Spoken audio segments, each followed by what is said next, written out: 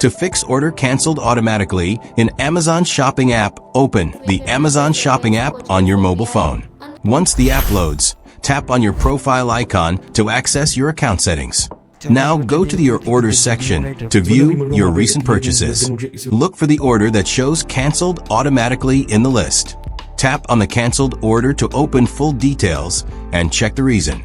Read the cancellation message carefully to understand what caused the issue. In many cases, payment problems are the main reason for auto cancellation. Now, go to your payment methods section inside the Amazon app. Check if your card details are correct and up to date. Update your payment method if there is any issue or expired card. Save the updated payment details before moving to the next step.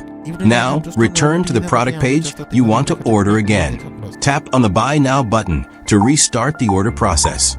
Carefully review your shipping address before placing the order.